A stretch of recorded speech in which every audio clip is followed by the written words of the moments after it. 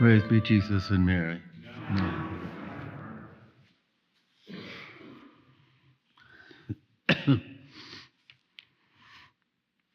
Today our liturgy gives us exactly what we are called to do during this season of Lent.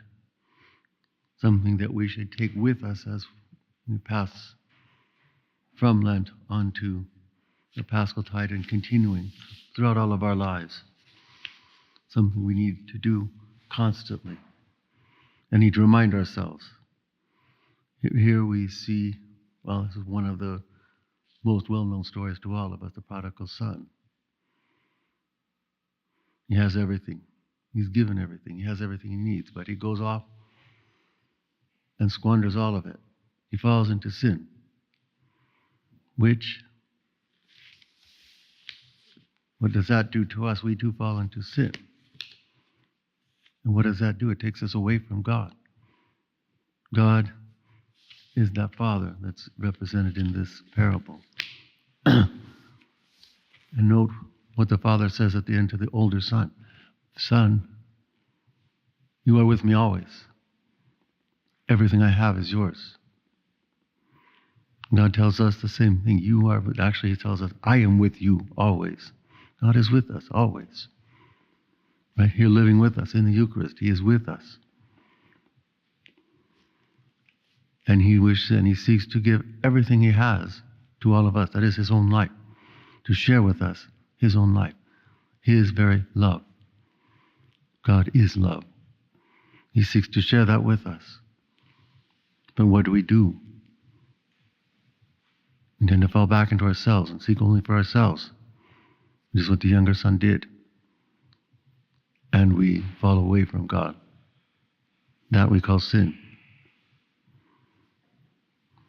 So now what do we have to do to reconcile ourselves with God? What do we do to come back? Well, the son here finds himself in destitution, misery. And that's what happens when we fall into sin. We need to only look at our own world today. When I steeped in everything that pulls us away from God, full of sin and in misery. We're losing everything. Right? And God is waiting to call us, not waiting for us to return. That's what he's waiting for. Now note also, when the son, having determined now, he's acknowledged his sinfulness, he realizes that this is what's causing me this misery. All right? I will return to my father and tell him, I'm not worthy to be your son. Treat me as one of your servants. And note what the Father does. He restores him to full authority. And that's what God is waiting to do for us. Right? The finest cloak, the ring on the finger that signifies authority, the sandals on the feet. He restores the son to everything. And God will do the same for us. If we will acknowledge our own sinfulness and return to God.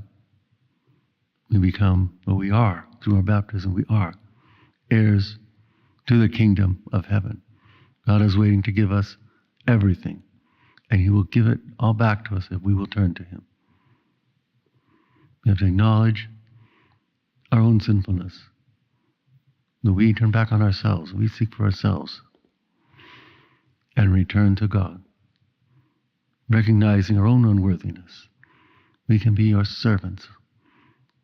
And he will restore us to all. He's waiting for us. Let us do it. That's what we do with our fasting, with our sacrifices, with our penance. That's what we do. We acknowledge our sinfulness, our unworthiness. And we are. But God is waiting to restore all of it to us. That is his mercy, and it is abundant. And he wants to give it all to us, but we must turn back to him. I repeat, let us do that. Acknowledge our own unworthiness, our own sinfulness, and turn back to God. How much we need that today. Finally, this Tuesday, March 25th is the Solemnity of the Annunciation and the Incarnation of the Word. We'll have an extra Mass at 6 p.m. Over and above our normal schedule, 6:45 a.m. and 12 noon. We'll have another Mass at 6 p.m. Praise be Jesus and Mary. Now and forever.